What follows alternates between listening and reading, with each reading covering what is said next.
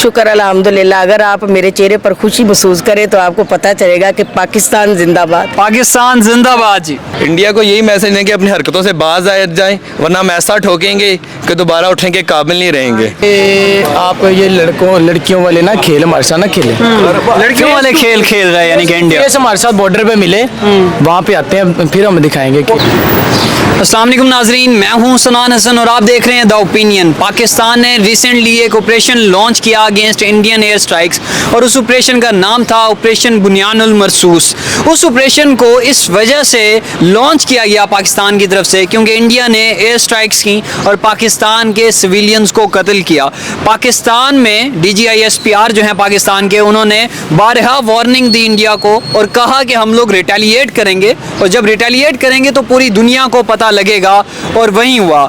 इस वक्त मैं मौजूद हूँ लाहौर लिबर्टी मार्केट में। यहाँ पर लोगों से बात करते हैं और उनसे पूछते हैं कि ये जो ऑपरेशन लॉन्च किया गया है पाकिस्तान आर्मी की तरफ से, इसके बारे में उनका क्या कहना है, क्योंकि आज से तकरीबन 2 दिन पहले लाहौर में भी ड्रोन्स गिराए गए। तो आइए ज़रा लोगों से बात करते हैं। हाँ जी, पाकिस्तान ने रिटेलिएट किया और एक ऑपरेशन लॉन्च किया इंडिया के अगेंस्ट, और उसके बारे में क्या कहना है आपका?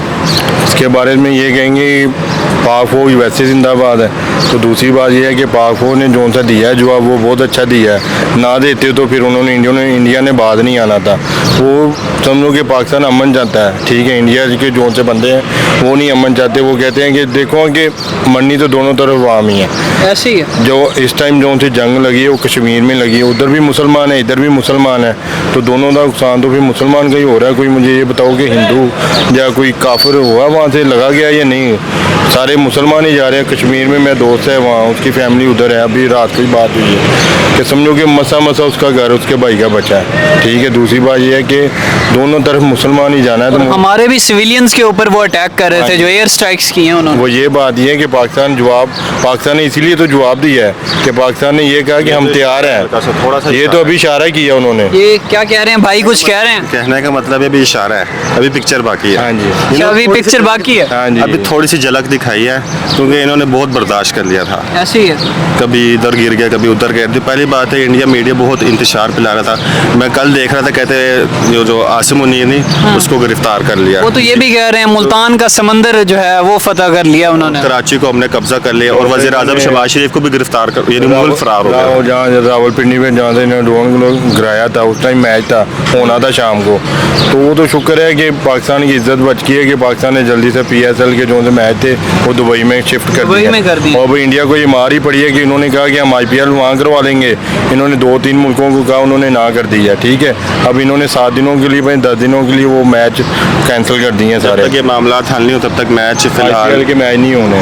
ऐसी है। तो इसीलिए देखो कि अल्लाह इज्जत देता है, अल्लाह ने इज्जत है, अल्लाह ने मदद करनी है।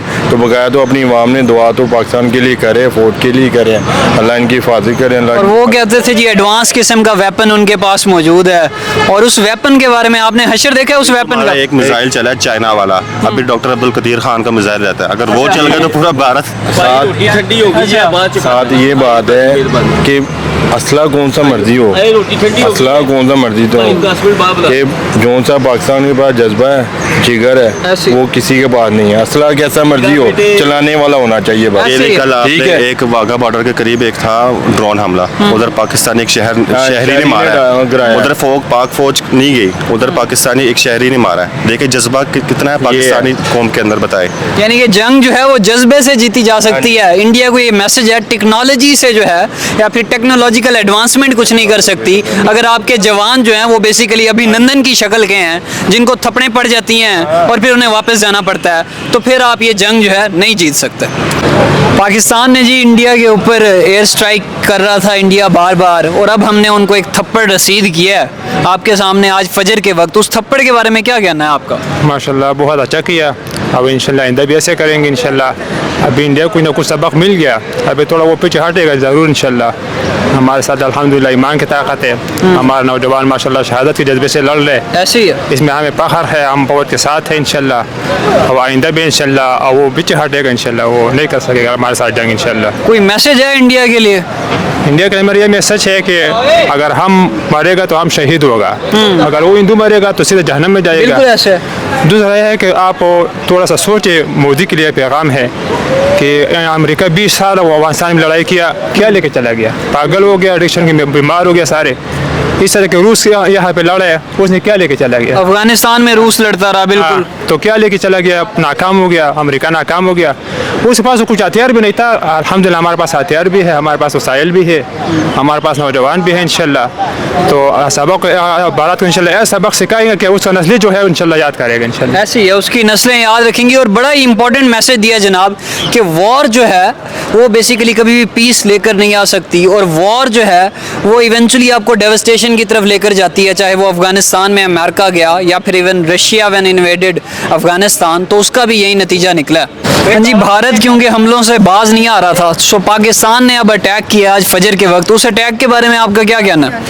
वो उनकी असलियत दिखाना था कि वो जो अमेरिका और जो इज़राइल बता रहा था ना कि हमारा एयर डिफेंस सिस्टम इतना तेज़ है, हमारी टेक्नोलॉजी बहुत ज़्यादा तेज़ है, वो फेल करके दिखा दी है। कि सिर्फ इन्होंने लोगों को बताया कि हमारे पास ये हथियार हैं, चलाने वाले नहीं है। क्योंकि फ्रांस का जो राफेल तैयारा था ना, वो राफेल था ना, तो वो कैसे तबाह हुआ है और उनके मार्केट के शेयर बहुत ज़्यादा गिर गए हैं कि उनकी इकॉनमी इतनी का वो फ़र्क पड़ा है कि जो असला बनाने वाली कंपनी थी उनकी बड़ा फ़र्क पड़ा है कि पाकिस्तान की टेक्नोलॉजी क्या ज़्यादा है। कभी पाकिस्तान ने दिखाया नहीं है टेक्नोलॉजी इतनी, लेकिन वो राफेल को तबाह कर रही है।